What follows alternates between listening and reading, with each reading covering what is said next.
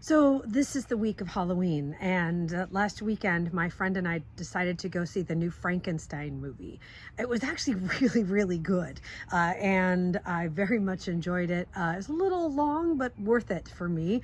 And one of the things that was part of the theme of the movie is actually what we resist actually controls us.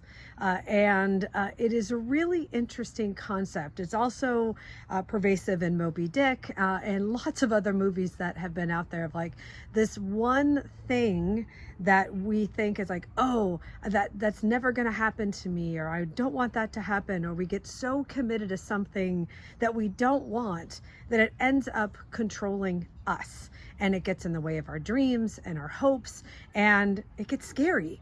That's why they make horror movies about these things.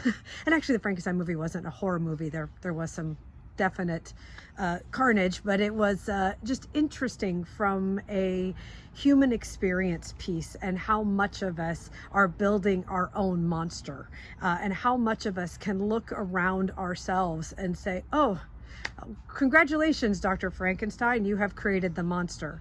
And so watching what we are creating around us, watching what are those things that we are really resistant to, or gosh, I really wish that would change, are some of those things that are controlling us. They're taking away from our connections, are taking away from our dreams. And we have to look at the monster that we have created. And sometimes that monster is looking at us in the mirror. So when you have the opportunity, take a minute. I'm not saying to make your own horror movie.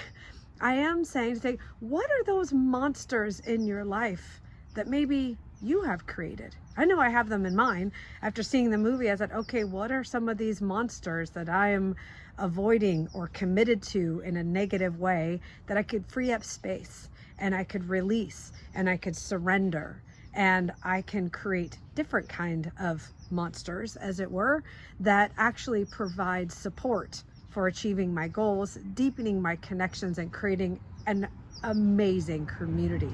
So as you're out trick-or-treating, looking at the monsters, going to Halloween parties and dressing up in your favorite monster, take a look in the mirror. Maybe it's not so monstrous after all. Happy Halloween, and make it a great day.